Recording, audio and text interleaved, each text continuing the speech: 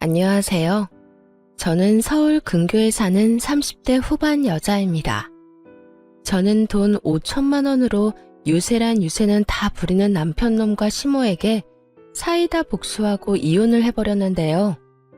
서론이 길어봤자 지루하시기만 하실 테니 다 생략하고 바로 시작해보겠습니다. 재미있게 들어주세요. 남편과 저는 회사 생활을 하며 만난 커플이었어요.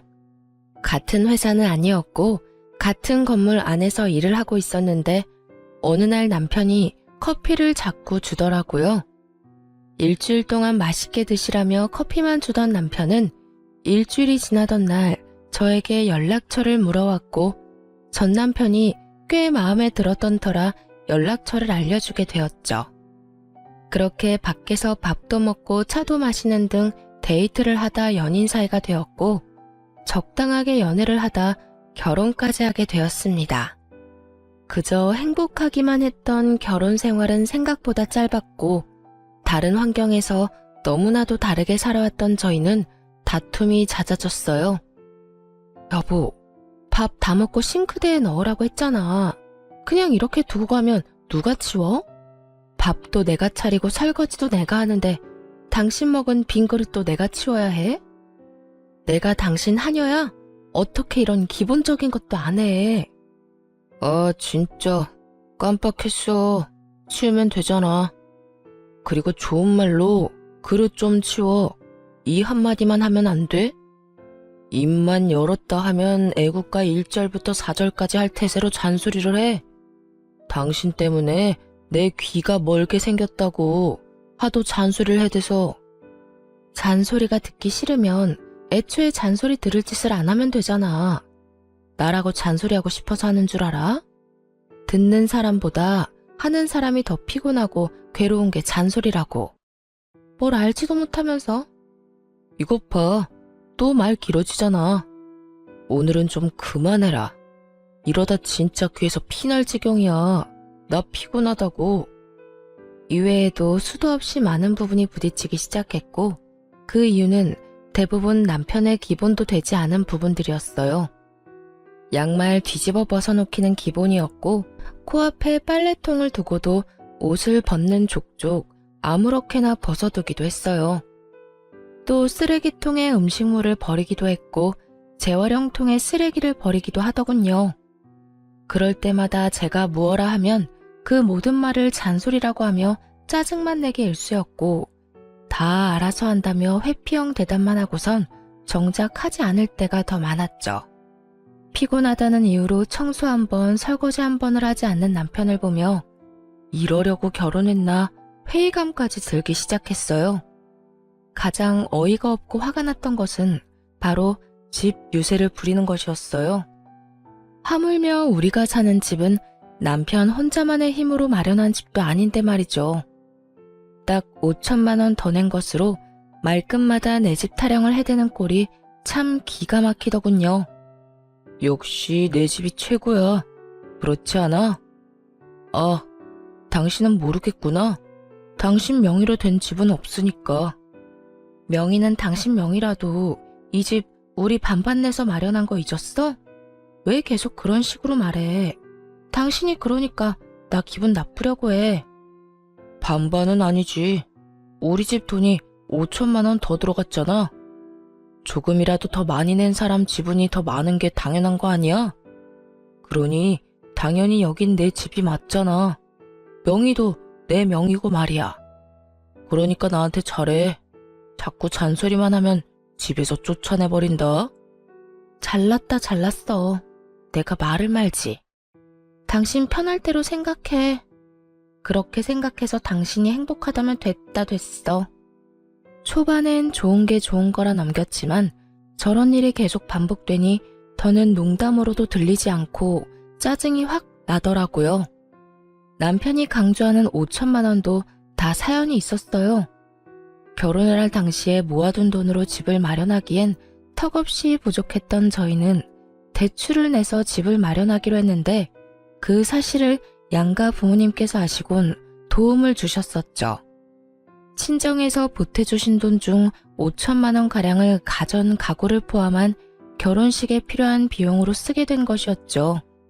그래서 엄연히 말하자면 정확히 반반 결혼을 한 것이었어요. 그런 집이었지만 집을 마련할 당시 시모는 공동 명의가 아닌 남편 명의로 하라고 난리를 부려대더라고요. 아들, 명의는 당연히 네 명의로 하는 거지? 원래 집은 남자 명의로 하는 거야. 요즘 젊은 애들 공동 명의 타령들 해대는데 엄마는 절대 싫다. 네 명의로 해. 알겠지? 알겠어. 알겠다고. 당신도 괜찮지? 괜찮아. 공동 명의보단 당신 명의로 하는 게 세금도 그렇고 여러모로 괜찮을 것 같네. 막무가내로 우겨대는 시모를 보며 황당하기도 했지만 그땐 이혼을 하게 될 거라곤 상상하지도 못했고 좋은 게 좋은 거란 생각을 하고 있던 터라 시모의 말에 따라 남편의 명의로 하게 되었죠. 세금 문제가 있기도 했고요. 대신 남편에게 신혼집은 엄연히 공동 명의이며 만약에 상황이 온다면 정확히 반반 나누기로 한다는 각서를 쓰게 했습니다. 하지만 남편 놈은 그깟 종이 쪼가리가 뭐가 대수냐고 생각하는 것인지 집 유세는 하늘 높은 줄 몰랐고 전 그런 남편을 보며 정이 뚝뚝 떨어지는 것을 느끼고 있었어요. 그것까지만 해도 내 발등 내가 찍었다며 결혼을 후회하고도 남을 텐데 시모까지 제 후회의 보탬이 되어주기 시작하더라고요. 시모는 우리 집을 제 집이라고 생각하는 것인지 틈만 나면 들락날락하며 사람을 괴롭히기 시작했어요. 그날도 시모는 연락 한 통 없이 집으로 들이닥쳤고 당연하다는 듯 저를 부려먹기 시작하더라고요. 어머님, 연락도 없이 무슨 일이세요? 저희가 집에 없으면 어쩌시려고요? 주말인데 너희가 어딜 가겠어? 그리고 우리 아들한텐 연락했는데 못 들었니? 네, 별말 안 했는데 들어오세요. 그런데 정말 무슨 일이세요? 무슨 일 있어요? 내 아들 집 오는데 무슨 이유가 필요하니? 우리 아들은 뭐 하니? 아, 지금 낮잠 자고 있어요. 피곤한가 봐요. 앉아 계세요. 지금 깨워볼게요. 아니다, 아니야. 그냥 둬라. 피곤하면 좀 자야지. 그런데 너희 밥은 먹었니? 나는 오늘 하루 종일 뭘 제대로 못 먹었더니 배고픈데. 아, 시장하세요. 지금 바로 차려드릴게요. 그래, 그러면 간단히 쌈밥 좀 해먹자꾸나. 오리고기도 좀 굽고 양배추도 좀 찍어라. 집에 기본적인 쌈은 있지? 시모는 간단이라는 단어의 뜻을 모르는 것이 분명했어요. 물론 시모에게 차려주는 밥상이니 찌개찜은 다시 끓일 생각이었지만 나머진 냉장고에 있는 반찬을 내놓으려 했거든요. 갑작스럽게 집으로 들이닥친 사람이니 그 정도는 이해하겠지 했는데 시모는 간단히 집에 있지도 않은 재료들을 찾고 있더라고요. 어머님, 오리고기는 없고 삼겹살은 있어요. 쌈도 상추 깻잎은 있는데 양배추는 없고요. 너 회사 생활한다고 살림을 아무렇게나 살고 있는 거 아니니? 어떻게 가정집에 그 기본적인 것도 없니? 언제부터 그런 것들이 가정집에서 기본적으로 갖춰야 할 재료들이 된 것인지 알 수가 없더라고요. 그쯤 되니 시모는 그저 저에게 트집을 잡고 싶어하는 것이 분명해 보였고 최대한 좋게 대하고 싶었던 제 마음이 깨끗이 사라지며 저 역시 지지 않고 시모 말에 대답했어요. 네, 저희 집엔 그런 찬들이 기본은 아니라서요. 그리고 어머님도 아시다시피 냉장고에 이것저것 쌓아두면 뭐 하나요? 신선도만 떨어지고 아차 하는 순간 상해서 버리기밖에 더 하겠어요?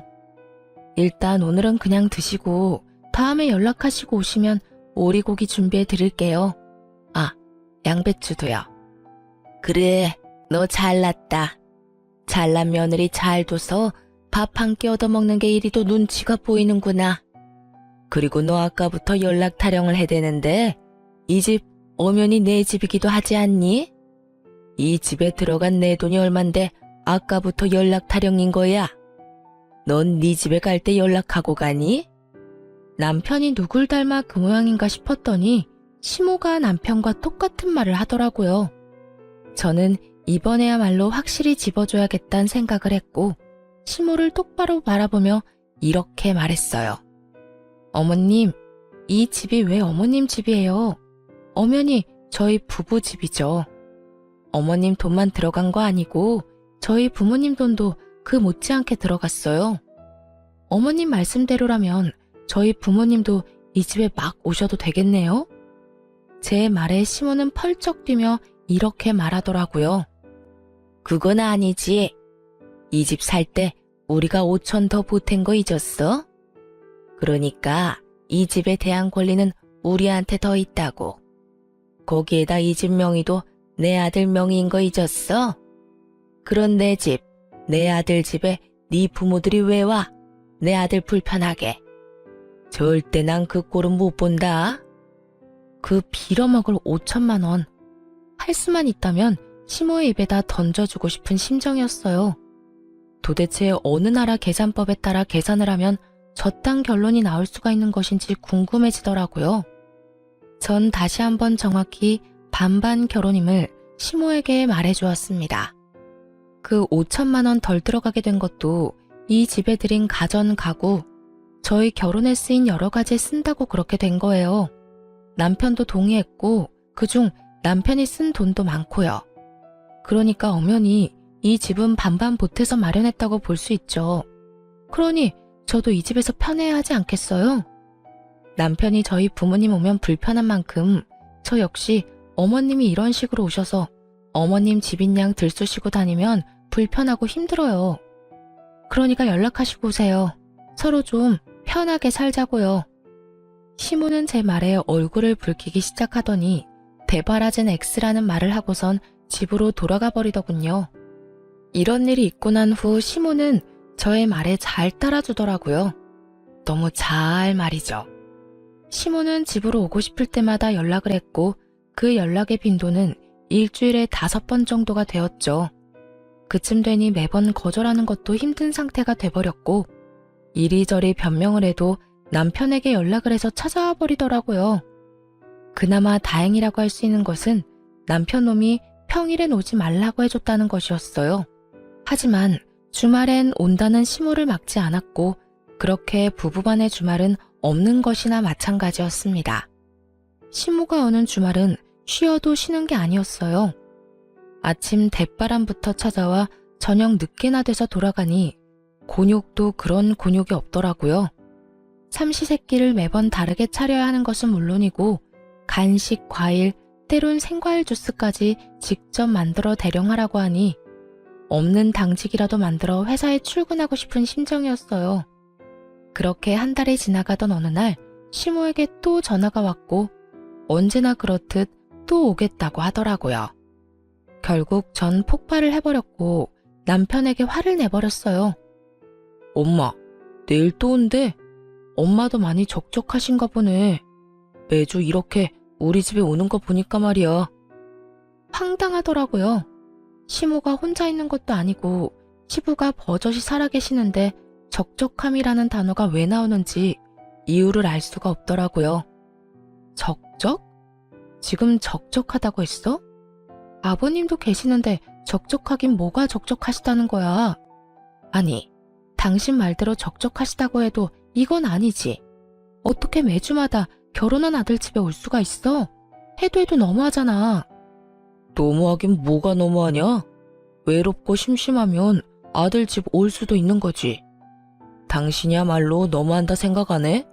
다른 사람도 아니고 부모님이 자식 집에 와서 시간 좀 보내겠다는데 이렇게 싫어하는 건 좀 아니지.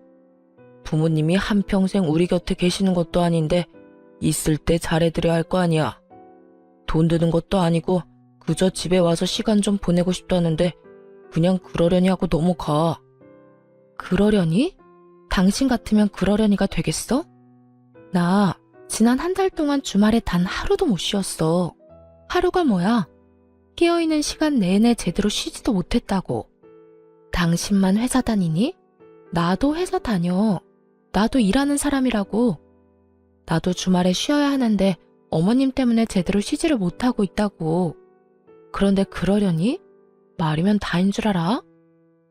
좀 적당히 좀 해, 적당히. 무슨 여자가 입만 뗐다 하면 말이 길어져? 적당히 할 줄을 몰라? 내가 이래서 엄마 온다고 할 때마다 그냥 오라고 하는 거야. 엄마라도 와야 당신이 조용하니까. 그제야 남편놈이 죽어라 시모를 집에 오게 한 이유를 알겠더라고요. 아니, 잔소리를 하고 싶어서 하는 사람이 세상 천지 어디에 있나요? 다들 알다시피 잔소리를 듣는 사람도 피곤하겠지만 잔소리를 하는 사람도 그 못지않게 피곤하고 감정이 상하는데 남편은 전혀 그런 생각은 하지도 않고 그저 제 잘못으로 몰아가고 있더라고요. 뭐? 당신 지금 그걸 말이라고 해? 내가 틀린 말 했어. 당신 잔소리 심하게 하잖아. 그러니까 우리 엄마 오는 게 싫으면 잔소리 좀 하지 마. 그러면 우리 엄마 보고 오지 말라고 할 테니까. 남편은 도리어 저에게 화를 내며 저만 이상한 사람으로 몰아갔고 저는 이런 순간마다 이혼이라는 단어가 절로 떠오르게 되었어요. 하지만 그때마다 이런 걸로 이혼까지 해야 하나 하는 생각이 들기도 했고 바보 같은 미련 때문에 이혼을 쉽사리 결정할 수도 없었어요. 그렇게 피곤한 일상을 보내던 어느 날 친정 부모님께서 연락이 왔더라고요. 딸, 어디야? 집이야? 엄마, 나 집인데 왜? 오려고? 아빠랑 볼일 보러 나왔는데 마침 근처라서 잠시 들려도 될까 해서 전화했지. 너희한테 줄 것도 있고 해서 말이야. 혹시 피곤하니?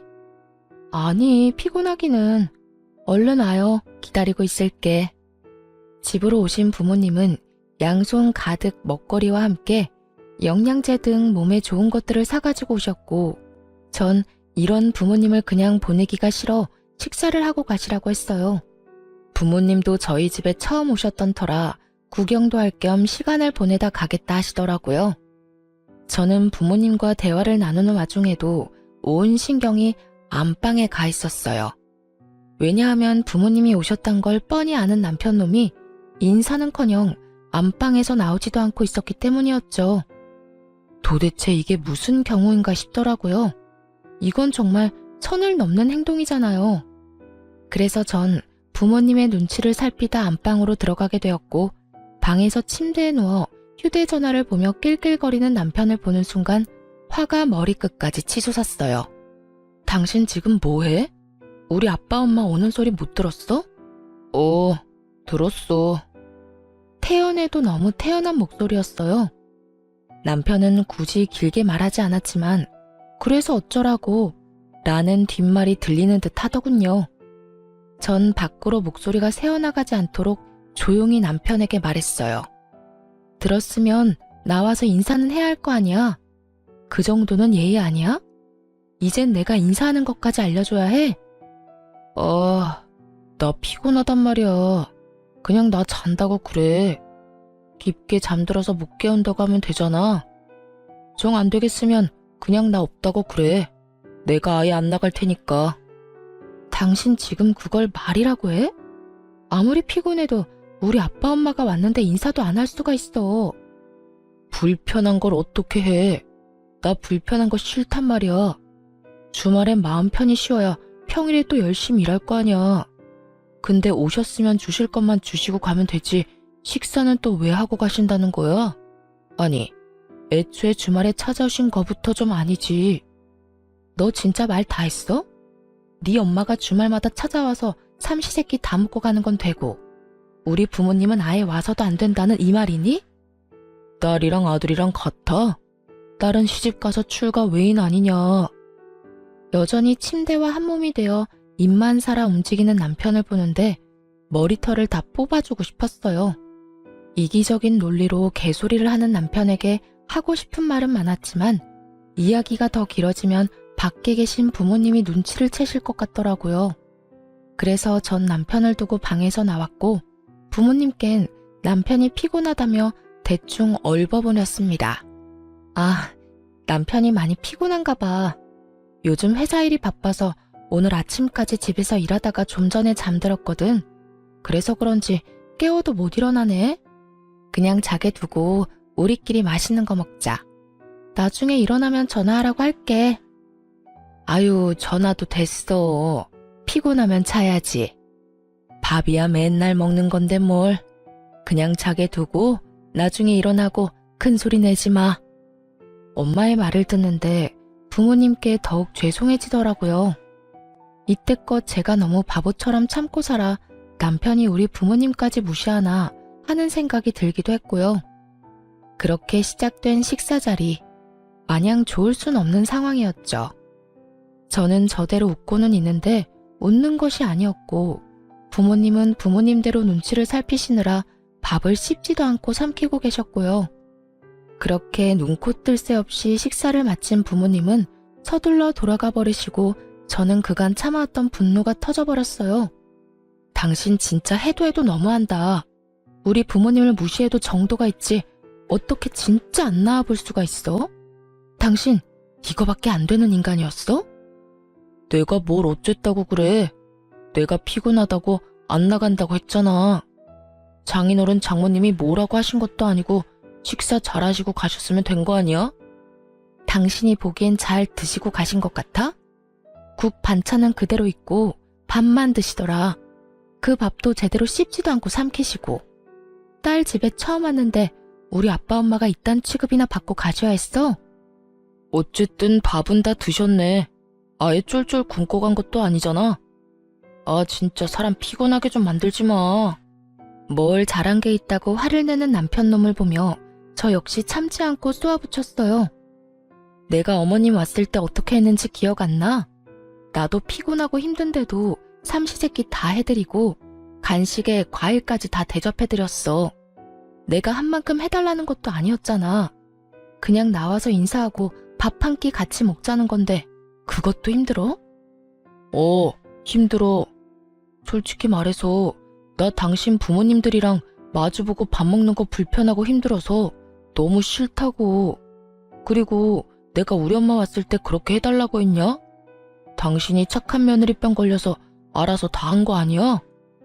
혼자 미움받기 싫어서 다 해놓고선 이제 와서 왜 나한테 이래? 그렇게 싫었으면 당신도 나처럼 아예 방에서 안 나오면 되는 거잖아.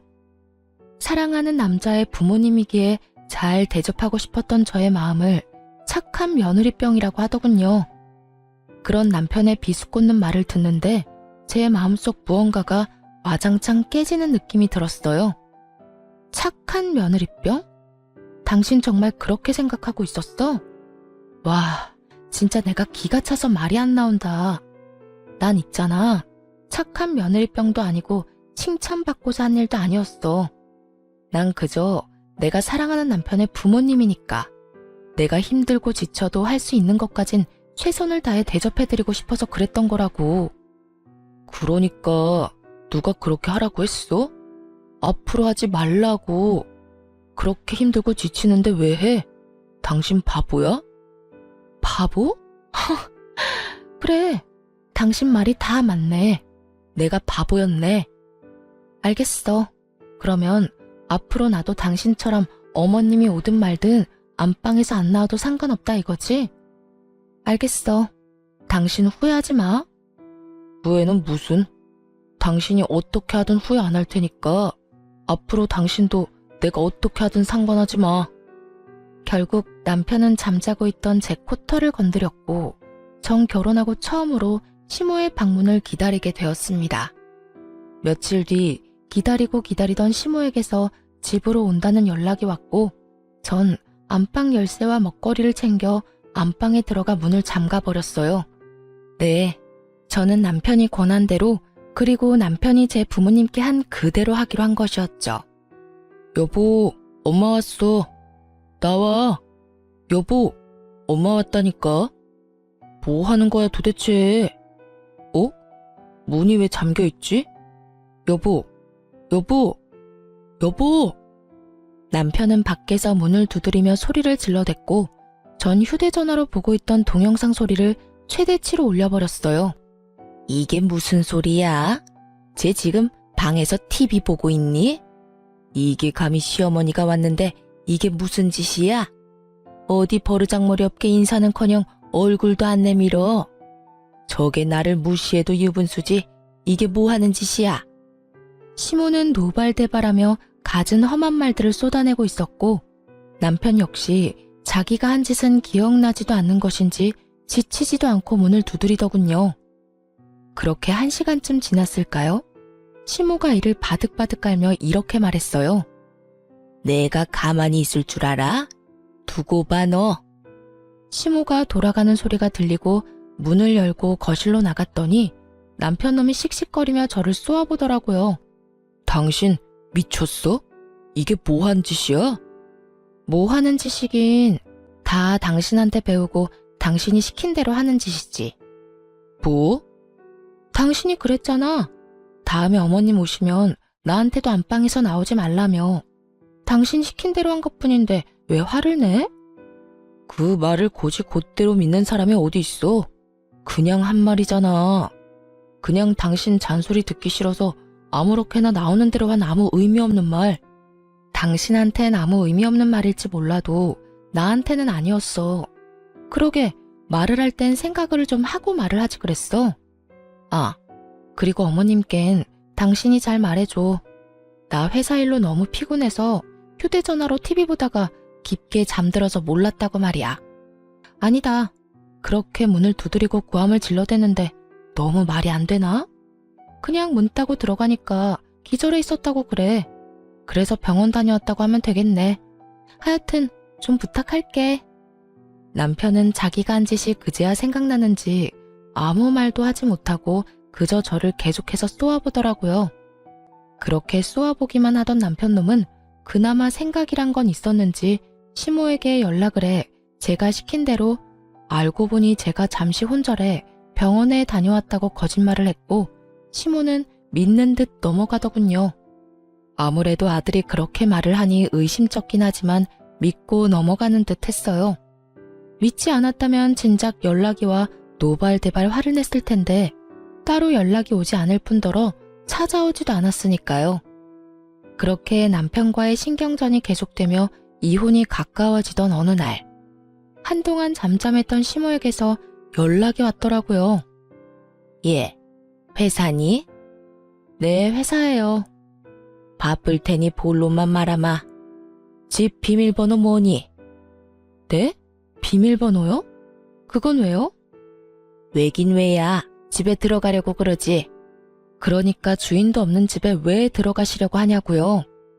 다름이 아니라 우리 장남이 이혼을 했다지 뭐냐. 아직 네 시아버지는 몰라서 잠시 거기서 지내야 하겠다. 산 넘어 산인 상황이었어요. 힘들게 시모를 못 오게 했더니 이젠 아예 시숙이 와서 살겠다고 하니 산 넘어 산이 아니겠어요? 가족끼리 어려우면 도울 수도 있다고들 하시는데 저 역시 그렇게 생각합니다. 그런데 저딴 시댁 식구를 가족이라고 할 수 있는 것인지 의문인 상황에서 시숙까지 데리고 살아야 한다는 건 말도 안 되는 소리일 뿐더러 절대 용납해서도 안 될 일이었죠. 아무리 상황이 그렇다고 해도 그건 아니죠. 제가 왜 아주버님까지 데리고 살아야 해요? 그것도 저희 집에서요. 얘가 아직도 이러네. 그 집은 네 집이 아니라 내 집, 우리 아들 집이라니까. 그러니까 내 아들이 거기서 지내는 건 어찌 보면 당연한 일 아니니? 그러니까 계속 같은 말 시키지 말고 얼른 비밀번호부터 말하거라. 어머님이야말로 말도 안 되는 소리 좀 그만하세요. 어찌되었든 전 비밀번호는 절대 못 알려드리니 그런 줄 아시라고요. 됐다. 내 아들한테 물으면 그만이지. 끊어라. 내가 너하고 무슨 대화를 하겠다고 너한테 전화를 했는지. 괜한 시간 낭비만 하고 기분만 상했어. 시모는 전화를 끊어버렸고 불안한 마음에 남편에게 전화를 해보니 다행히도 전화를 받더라고요. 여보, 어머님 연락해와서 우리 집 비밀번호 알려달라고 하면 절대 알려주면 안 돼? 갑자기 이게 무슨 소리야? 우리 엄마가 비밀번호를 알려달라고 한다고? 왜? 아주버님 이혼하셨는데 아직 아버님이 몰라서 한동안 우리 집에서 지낸다잖아. 이게 말이나 돼? 하여튼 당신 비밀번호 절대로 알려주지 마. 알려주기만 해봐. 나 진짜 가만히 안 있어. 틀린 말도 아닌데 왜 이렇게까지 매정하게 굴어. 형이 오갈 데가 없으면 우리 집에서 지내는 게 당연한 거 아니야? 설마 했더니 남편 역시 시모와 별반 다르지 않은 말을 뱉어내고 있더라고요. 오갈 데가 없는 시숙이 왜 우리 집에 살아야 하냐고 따져봤자 돌아올 대답은 뻔했기에 전 그저 제 뜻을 확실하게 전해주기로 했습니다. 뭐? 당신 진짜 미쳤어? 그 집이 당신 혼자 사는 집이야? 그 집 우리 부부 집이야. 그런 집에 왜 아주버님이 사냐고. 난 싫어. 나 진짜 싫다고 했어. 가르쳐주면 나 진짜 가만히 안 있을 거야. 이거 엄포 아니고 진짜 진심으로 하는 말이야. 내가 비밀번호 알려주면 이혼이라도 하겠다는 말처럼 들린다. 이혼? 왜? 못할 것 같아? 난 그 생각도 충분히 하고 있거든. 그러니까 절대 알려주지 마. 그러든가 말든가 알아서 해. 난 알려줄 테니까. 여기까지만 해도 충분히 화가 나는데 바로 이어지는 남편의 말은 정말 가관이었어요. 이혼? 웃기고 있네. 네가 얼마나 계산적인 여잔데 집을 포기하면서까지 이혼하겠어? 집 내 명의인 건 알고 있지? 이혼도 네 입에서 나와서 난 위자료 줄 필요도 없고 집 명의도 내 명의라서 이혼하면 넌 한 푼도 못 받아. 그런데도 할 수 있을 거라 생각해? 정말 남편은 저에 대해서 뭘 몰라도 한참 모른다는 생각이 들더라고요. 그 순간 전 비로소 이혼을 결심하게 되었고 마음 준비를 끝내고 집으로 갔습니다. 집에는 예상대로 남편 시숙 시모가 웃으며 TV를 보고 있었고 저를 본 시모는 숨쉬듯 자연스럽게 밥을 하라고 하더군요. 저는 무건수행을 하듯 아무 말도 하지 않은 채 밥을 차렸고 그런 저를 보며 시모는 제가 들으라는 양 큰 소리로 이렇게 말을 하더라고요. 진작 저렇게 고분고분하게 굴었으면 얼마나 좋았을 거야. 구박은 구박대로 받고 일은 일대로 하고 다 자기가 이 사태를 만든 거지 뭐. 하여튼 저리 현명하지 못하니 저 고생을 하는 거 아니겠어? 저래서 회사는 어떻게 다니나 몰라. 시모의 말에 시숙과 남편은 깔깔거리며 웃어댔지만 전 그러거나 말거나 상을 차렸어요. 밥상이 다 차려진 것을 본 세 사람은 누가 먼저라고 할 것도 없이 자리에 앉았고 제가 만든 국과 밥을 먹은 세 사람은 동시에 고함을 질러대기 시작했어요. 이게 무슨 맛이야? 당신 요리하면서 간 안 봤어? 맵고 짜고 이게 다 뭐야? 도저히 먹을 수가 없잖아. 그러게요, 재수씨. 이건 도저히 못 먹겠는데요. 이건 음식이 아니라 테러에 가까워요. 넌 진짜 제대로 하는 게 뭐니? 내 아들한테 이때까지 이딴 음식 해 먹인 거니? 마음보가 고약하면 음식이라도 잘해야지. 뭐 하나 내세울 것도 없으면서 대체 뭘 믿고 시집을 온 건지. 내가 요즘 너만 보면 한숨이 나온다. 그래요. 저는 그들을 위한 마지막 만찬으로 소태밥, 청양고추국, 간장을 들이부은 반찬을 만들어 상을 차렸던 것이었어요. 제발 이거라도 먹고 정신 차리란 뜻이었죠. 세 사람은 저에게 짜증을 내고 있었고 전 숟가락을 신경질적으로 내려놓으며 이렇게 말했습니다. 저라고 뭐 다르겠어요? 어머님은 한숨만 나오겠지만 저는 어머님 보면 화병이 날 것 같다고요. 그리고 이 음식들이 마음에 안 들어도 다 드세요. 마지막 만찬이라 특별히 신경 쓴 거라고요. 마지막 만찬이라니 너 그게 무슨 말이냐? 뭐 무슨 이혼이라도 하겠다는 말이야? 네, 저 이혼하려고요. 그러니 이혼한 두 아들 끌어안고 잘 사세요. 행복하게 잘.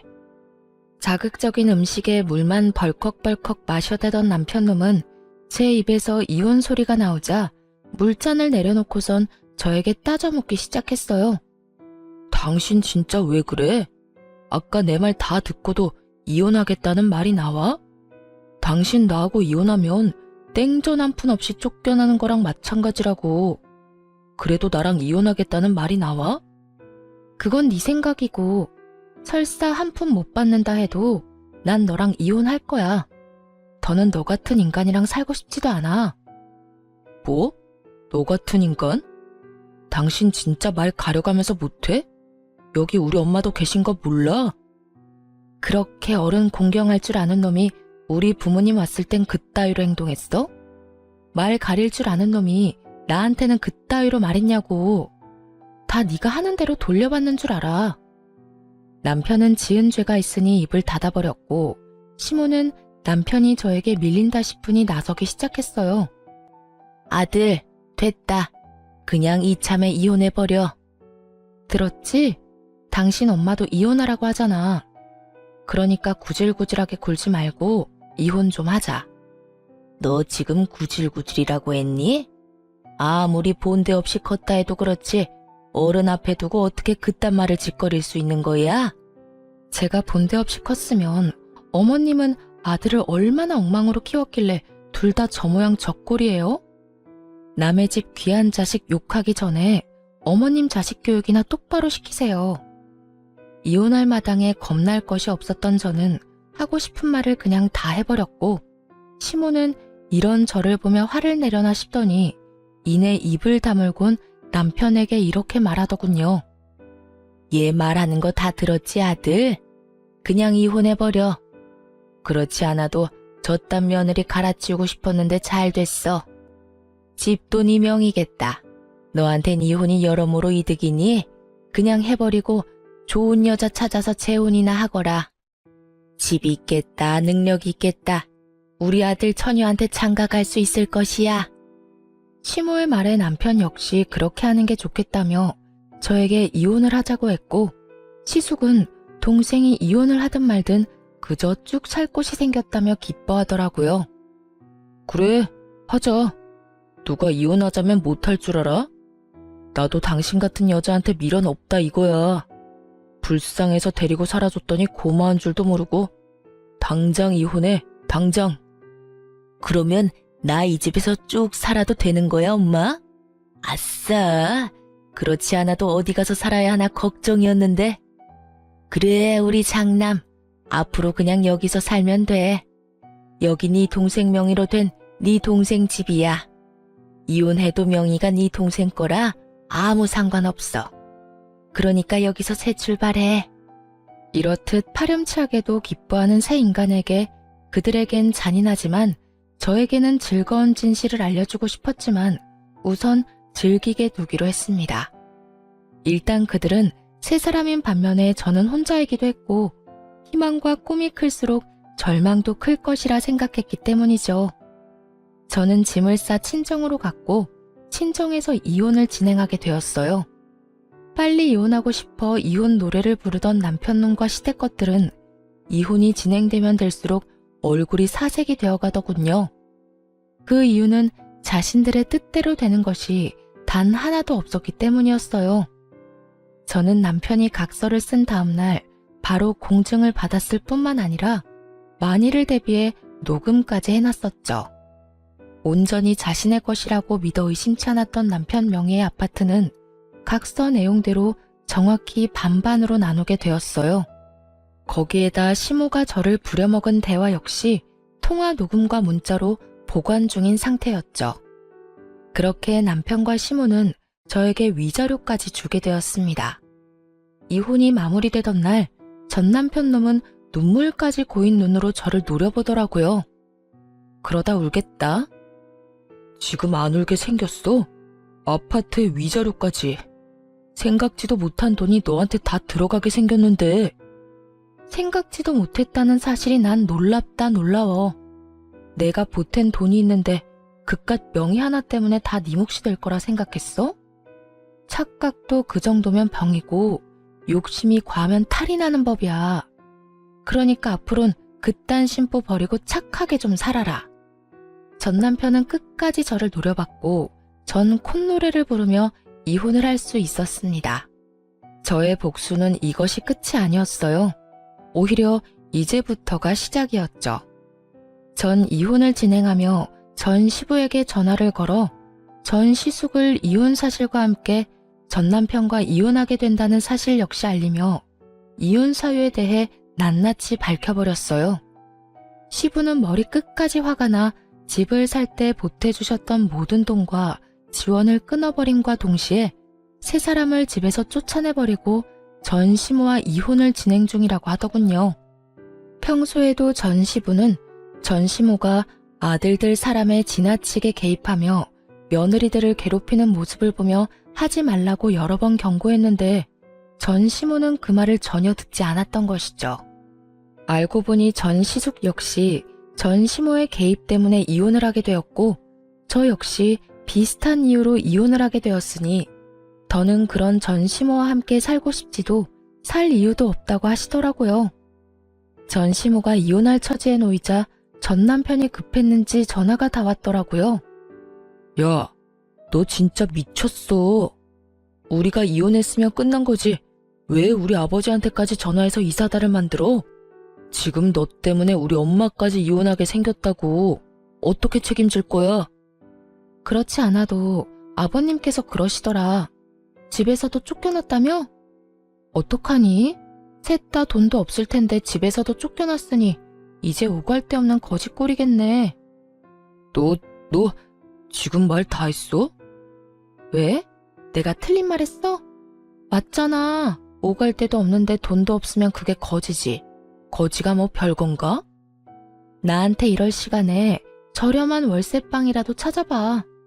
나이 지긋한 네 엄마하고 이혼한 네 형이랑 언제까지 밖에서 살 순 없을 거 아니야. 이게 다 누구 때문인데 네가 감히 그딴 말을 해. 네가 우리 아버지한테 다 이르지만 않았어도 우리 신세가 이렇게까지 처량해질 일도 없었거든. 야, 입은 삐뚤어졌어도 말은 좀 바로 하자. 일이 이렇게 된 건 너랑 네 엄마 때문이야.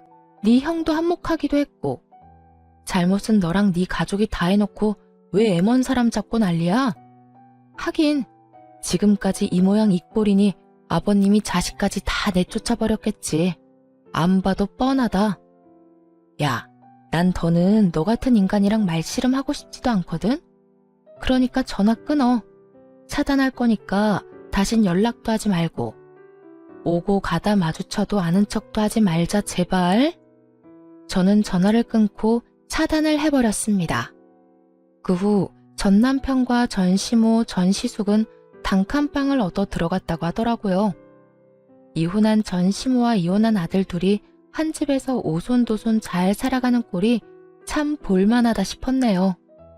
이혼을 하고 난 후 친한 회사 동료들은 저에게 이혼 사유를 물어왔고 전 숨기지 않고 모든 사실을 말해주었어요. 제가 잘못한 것도 아니었기에 굳이 숨기고 싶지도 않더라고요. 소문은 빠르게 퍼져나갔고 결국 사람들의 손가락질을 버티지 못한 전 남편은 사표를 쓰고 회사를 그만두게 되었다는 이야기가 들려왔어요. 이젠 회사까지 그만두면 다신 볼 일이 없을 거라 생각했는데 회사를 그만두는 날 전 남편이 저를 찾아왔더라고요. 야, 너 진짜 이렇게까지 해야 했어? 내가 뭘? 네가 소문냈잖아. 우리가 왜 이혼하게 됐는지. 아름다운 이별 몰라? 끝까지 이렇게 더럽고 치사하게 굴어야겠어? 아름다운 이별 같은 소리 한다. 너는 아름다운 이별을 하고 싶어서 아파트 혼자 다 가지려고 했어? 그것도 너 혼자 산 집도 아니고 반반 보태서 마련한 집을? 양심이 없어도 적당히 없어야지. 다 네가 지은 죄값 네가 다 받는 거라고 생각해. 그리고 소문 중에 틀린 말도 없었잖아. 안 그래? 틀린 말은 없었어도 그렇게까지 다 말할 필요는 없었잖아. 그냥 성격 차이라고 해줄 수는 없었어? 그래도 우리가 살았던 정이 있는 건데 이렇게까지 나를 끝까지 몰고 가야만 했었냐고. 난 그저 묻길래 있는 사실 그대로 말해준 것뿐이야. 그리고 소문이 어떻듯 당신 당당했잖아. 당신은 이혼하는 그 순간까지 나한테 잘못한 거 없다고 했던 사람이야. 그런 사람이 이제 와서 사람들이 욕하고 손가락질하니까 부끄럽긴 한가 보다. 잘못된 행동이란 걸 느끼기는 하는가 봐. 아니거든. 난 여전히 내가 잘못했다고 안 생각하거든.